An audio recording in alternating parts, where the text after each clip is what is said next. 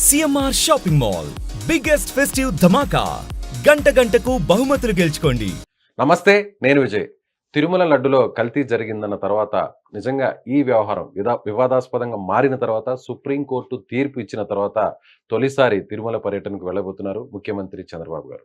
So ఈ నేపథ్యంలో చంద్రబాబు గారి పర్యటన ఎలా ఉండబోతుంది, దీనిపై మనతో విశ్లేషణ చేయడానికి పొలిటికల్ అనలిస్ట్ చందు శ్రీనివాస్ గారు. నమస్తే సార్. నమస్కారం విజయ్ గారు. నిన్న మొన్న పవన్ కళ్యాణ్ గారు తిరుమలకు వెళ్ళారు, ఇప్పుడు సీఎం గారు వెళ్తున్నారు. ఎలా చూడాలి అంటే సుప్రీంకోర్టు తీర్పు వచ్చిన తర్వాత ఆయన పర్యటనకు వెళ్తున్నారు, స్వామివారికి పట్టు వస్త్రాలని సమర్పించబోతున్నారు. సో ఆయన ఏదైనా మాట్లాడే అవకాశం ఉందంటారా? డెఫినెట్గా అంటే సుప్రీంకోర్టుని తీర్పును ఆహ్వానించాల్సింది ఎవరైనా. యాజ్ ఏ ముఖ్యమంత్రిగా చాలా రోజుల తర్వాత సతీ సమేతంగా ఒక ముఖ్యమంత్రి స్వామివారికి వస్త్రాలు ఇవ్వడానికి వెళ్తున్నాడు. ఎందుకంటే జగన్మోహన్ రెడ్డి గారు 5 సంవత్సరాలు ఎప్పుడు 5 సార్లు వెళ్ళినా ఆయన ఒక్కడే సింగిల్గా వెళ్ళాడు తప్పితే ఆయన పెరట్లో సెట్టింగ్ చేసుకొని చేసుకున్నాడు తప్పితే ఎప్పుడు చేయలే. కాకపోతే అది ఫస్ట్ టైం చంద్రబాబు నాయుడు గారు ముఖ్యమంత్రి అయిన తర్వాత ఆయన పదవి తీసుకోకముందే అక్కడికి వెళ్ళి దర్శనం చేసుకున్నాడు, మొక్కు తెచ్చుకున్నాడు. ఇక్కడి నుంచే ప్రక్షాళన స్టార్ట్ అయ్యిందని ఆ రోజు చెప్పాడు. ఆ దిశగానే ముందుకెళ్తున్నట్టుగా మనకు కనపడుతుంది. సమర్థవంతమైన వ్యక్తి శ్యామలరావు గారిని అక్కడ ఈవోగా అపాయింట్ చేయడం కావచ్చు, ఇవన్నీ కూడా జరుగుతున్నాయి పరిణామాలు. కాకపోతే అనుకోని సంఘటనలు ఈ వారంలో మనం జరిగినాయి అపవిత్రత మీద. దాని మీద విచారణ చేయాల్సిన ఆవశ్యకత ఉంది. అది సుప్రీంకోర్టులో పరిధిలో వెళ్ళిపోయింది కాబట్టి ఈరోజు జడ్జిమెంట్ ఇచ్చారు, బోర్డు వేశారు. సమర్థవంతమైన ఒక 5గురితో వేశారు కాబట్టి 2 సిబిఐ అధికారులు, 2 రాష్ట్ర పోలీసు అధికారులు, ఒక ఫుడ్ సేఫ్టీ అధికారి. కాబట్టి ఇప్పుడు సిట్తో సంబంధం లేదు ఆంధ్రప్రదేశ్లో. ఎవరిని పిక్ చేసుకోవాలో కూడా వాళ్ళే సెట్ చేస్తారు. ఏపీ పోలీసులు కూడా అడగరు. ఎవరే సమర్థవంతమైన వాళ్ళు ఇంటెలిజెన్స్ బ్యూరో అని ఉంటుంది. కేంద్ర నిఘా వర్గాల సమాచారం ప్రకారం 2 ఆంధ్రప్రదేశ్ నుంచి ఒక అధికారులు తీసుకుంటారు, 2 సిబిఐ సమర్థవంత 4 తీసుకుంటారు, ఒక ఫుడ్ సేఫ్టీ అధికారిని మచ్చలేని వాళ్ళని ఒకరు తీసుకొని ఈ 5గురితో అక్కడ మొత్తం విచారణ చేస్తారు. ఎవరినైనా విచారించే అధికారం సిబిఐకి ఉంటుంది. సిబిఐ అనేది ఇండిపెండెంట్ బాడీ, స్వయం ప్రతిపత్తి. కాబట్టి విచారించేసి తీర్పు ఎవరికి ఇవ్వాలి? సిబిఐ డైరెక్టర్ ఆధ్వర్యంలో సబ్మిట్ చేయాల్సింది సుప్రీంకోర్టుకి. సుప్రీంకోర్టుకి కానీ లేదంటే కేంద్రానికి, సుప్రీంకోర్టుకే సమర్పించాలి. కాబట్టి ఇక్కడ ఏంటంటే ఈ పరిధి అంతా సుప్రీంకోర్టు పరిధిలో ఉంది కాబట్టి ఇక దీని మీద చంద్రబాబు నాయుడు గారు ఇప్పుడు ఏం మాట్లాడటం, కోర్టు పరిధిలో ఉంది కాబట్టి తీర్పును ఆహ్వానిస్తారు. ఇది నిజం తెలిసిద్ది. గత 5 సంవత్సరాలు తప్పు కనుక చేస్తే జగన్మోహన్ రెడ్డి గారు కావచ్చు, వైవి సుబ్బారెడ్డి కావచ్చు, లేకపోతే ఆయన కరుణాకర్ రెడ్డి కావచ్చు, లేకపోతే ధర్మారెడ్డి, ఎవరు తప్పు చేసినా శిక్ష పడాల్సిందే. విచారణ తెలుస్తుంది. 5 సంవత్సరాల తర్వాత మీరన్నట్టు గతంలో ముఖ్యమంత్రిగా ఉన్న జగన్మోహన్ రెడ్డి గారు ఆయన ఒక్కరుగా మాత్రమే వెళ్ళి స్వామివారికి పట్టు వస్త్రాలు సమర్పించారు. ఇప్పుడు ఈయన సతీమణితో వెళ్ళి 5 సంవత్సరాల తర్వాత ఒక ముఖ్యమంత్రి హోదాలో మళ్ళీ తిరిగి చంద్రబాబు గారు శ్రీవారి సేవలో పాల్గొంటున్నారు. ఎలా చూడాలంటారు? డెఫినెట్గా సార్, ఇప్పుడు ఒకటి సిస్టమేటిక్గా ప్రభుత్వ ప్రతినిధి ఎవరంటారు? గవర్నరు.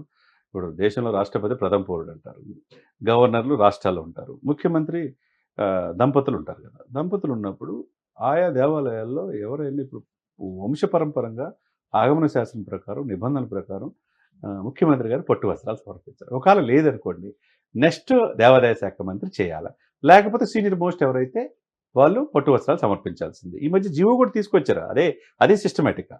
కాబట్టి అది ప్రభుత్వం తరపున 4 కోట్లు కావచ్చు, 5 కోట్ల ఆంధ్రప్రదేశ్ ప్రజల తరపున పట్టు వస్త్రాలు సమర్పిస్తున్నట్టే. అంటే ప్రజల తరపున ముఖ్యమంత్రి కాబట్టి ఆ హోదాలో ఉన్న వ్యక్తి సమర్పిస్తున్నట్టే. ఇప్పుడు పక్కన ఉన్న తెలంగాణ రాష్ట్రం, ఇప్పుడు హైదరాబాద్ ఉంది, ఇక్కడి నుంచి కూడా వెళ్తారు కదా భక్తులు. ఉభయ తెలుగు రాష్ట్రాల నుంచి ఒక అంకురార్పణ జరుగుతుందండి. నిన్న అంకురార్పణ చేశారు. ఈరోజు బ్రహ్మోత్సవాలు స్టార్ట్ అవుతున్నాయి రంగరంగ వైభవంగా. మరి సాయంత్రానికి రథోత్సవం ఇవన్నీ జరుగుతూ ఉంటాయి, గరుడ సేవ ఇవన్నీ ఉంటాయి.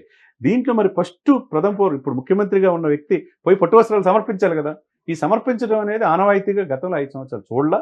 ఈ ఆనవాయితీని కంటిన్యూ చేసే క్రమంలో చంద్రబాబు నాయుడు గారు ఈరోజు సతీ సమేతంగా వెళ్ళటం అనేది ఆహ్వానించదగ్గ పరిణామం.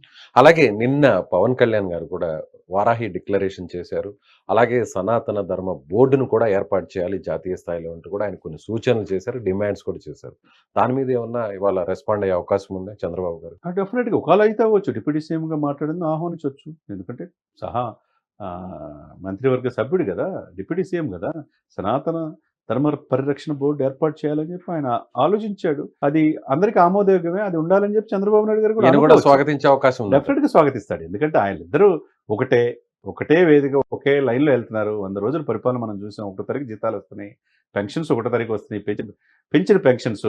ఇప్పుడు రాష్ట్రం లోటు బడ్జెట్లో ఉన్న 6,000 కోట్ల రూపాయలు ప్రతి నెల వడ్డీ కడుతున్నారు. 10.5 లక్షల కోట్లు అప్పున్నా కానీ ఎక్కడ తెలియకుండా సెంట్రల్ సహకరిస్తుంది. అదే సమయంలో రాష్ట్రంలో ఆదాయాల్లో ప్రయారిటీలో ఖర్చుల్లో భాగంగా ఏది ఇవ్వాలి? ఉద్యోగులు 1 తారీఖు జీతాలు ఇవ్వాలి, పెన్షన్లు 1 తారీఖు వెళ్తుంది. వాలంటీర్ వ్యవస్థ లేకపోయినా కానీ సిస్టమేటిక్గా చేసుకుంటూ వెళ్తున్నారు. చేసుకుంటున్నారు. పంచాయతీరాజు, గ్రామీణాభివృద్ధి, అటవీ శాఖ, పర్యావరణం, ఐటీ అన్ని శాస్త్ర సాంకేతిక రంగాల శాఖ మంత్రిగా డిప్యూటీ సీఎంగా సమర్థవంతంగా చేస్తున్నాడు.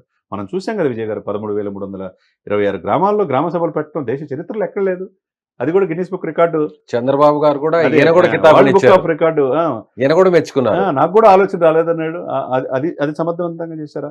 ఇకపోతే బుడమేరు పొంగి వరదలు వచ్చినప్పుడు కూడా చూడండి, 74 పొదల వయసులో ఆయన అర్ధరాత్రి కూడా వెళ్ళి చంద్రబాబు నాయుడు ఒకవైపు డిప్యూటీ సీఎంగా ఆయన 6 కోట్లు ఇచ్చాడా?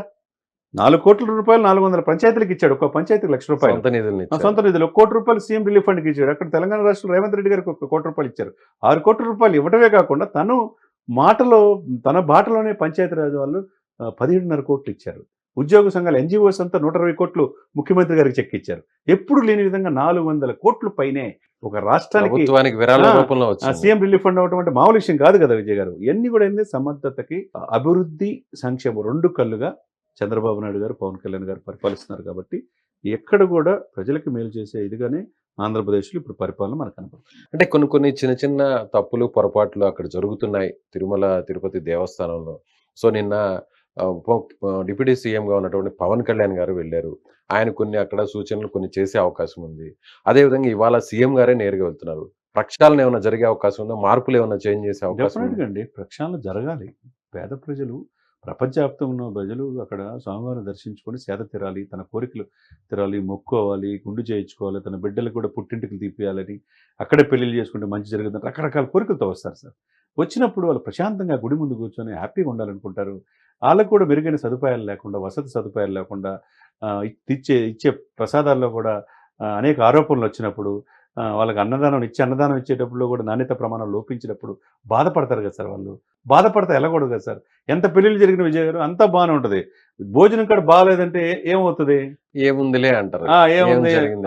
కాబట్టి ఇక్కడ ఏంటంటే వచ్చిన భక్తులకి ఎటువంటి ఆటంకాలు లేకుండా సకల సౌకర్యాలు కల్పించాల్సిన బాధ్యత అటువంటి ఆధ్యాత్మిక బోర్డు మీద ఉంటుంది, ప్రభుత్వం మీద బోర్డు కూడా మీద ఉంటుంది. ప్రభుత్వం ఉంది. కాబట్టి ఇప్పుడు ఇష్యూ వచ్చిందనే కాకుండా ఆ పవిత్రతని కాపాడుకోవాల్సిన బాధ్యత అందరి మీద ఉంటుంది. సో ఎప్పుడు లేని విధంగా ఇప్పుడు జరుగుతున్నటువంటి బ్రహ్మోత్సవాలు ఒక రకంగా కేంద్ర బిందువుగా మారాయనుకోవచ్చా? మొత్తం అంటే స్వామివారే తన మీద జరిగినటువంటి ఏదైతే ఈ కల్తీ వ్యవహారం ఆరోపణలు ఉన్నాయో ఆయనే జరిగిందా లేదా అని తేల్చడం కోసమే ఈరోజు సుప్రీంకోర్టు తీర్పు అలా వచ్చింది అనుకోవచ్చా? నిజంగా రైట్ టైం రైట్ డెసిషన్. స్వామివారి పవర్ ఏంటో ప్రూవ్ చేసుకోవడానికి ఇది ఒక డెఫినెట్ గా ఇప్పుడు దేశ చరిత్రలో ఎప్పుడు లేదు ఇది, ఫస్ట్ టైం వచ్చింది. 2 సిబిఐ డైరెక్టర్లు ఉంటారు, 2 పోలీసు అధికారులు, ఫుడ్ సేఫ్టీ అధికారులు ఉండటం, ఈ పర్యవేక్షణ అంతా సిబిఐ డైరెక్టర్ రిపోర్ట్ చేయటం, మానిటరింగ్ వ్యవస్థ పర్ఫెక్ట్గా ఉంది, నాయకుడు సమర్థవంతంగా ఉంది, ఉన్నప్పుడు తీర్పు కరెక్ట్గా వస్తుంది. కాబట్టి ఈ సిచ్యువేషన్లో ఏంటంటే పరమ పవిత్రమైన ప్లేస్లో ఒకవైపు బ్రహ్మోత్సవాలు జరగటం, నిన్నగాక మొన్న చీఫ్ జస్టిస్ వెళ్ళటం, డిప్యూటీ సీఎం వెళ్ళటం, ఈరోజు సీఎం వెళ్ళటం, ఎందుకంటే హైకోర్టు జడ్జీలు, సుప్రీంకోర్టు జడ్జీలు అందరూ వస్తారు సార్. ప్రోటోకాల్ ప్రకారం అందరినీ ఆహ్వానం పలుకుతుంది తిరుమల. ఆ తిరుమల తిరుపతి పవిత్రతను భంగం కలగకుండా చూసుకోవాల్సిన బాధ్యత ఆంధ్రప్రదేశ్ ప్రభుత్వాన్ని ఎవరైతే లీడ్ చేస్తున్నారో వాళ్ళ మీద ఉంటుంది. కాబట్టి ఇక్కడ తప్పులు జరిగినప్పుడు, ఇక్కడ లోపాలు జరిగినప్పుడు కోర్టు ఈ బాలు సుప్రీంకోర్టుకి వెళ్ళినప్పుడు సుప్రీంకోర్టు స్పందిస్తుంది. స్పందించి ఈరోజు విచారణ అధికారులుగా ఒక స్వతంత్ర దర్యాప్తు బృందం 5గురిని పెట్టడం అనేది ఒక మంచి పరిణామంగా అందరూ భావిస్తారు. నిజంగా కల్తీ జరిగింది, అక్కడ తప్పు జరిగింది అని అంటే మాత్రం మీరు అన్నట్టు ఇప్పుడు సుప్రీంకోర్టు వ్యవహారంలో ఉంది మొత్తం అంతా కూడా, కేసు అంతా కూడా.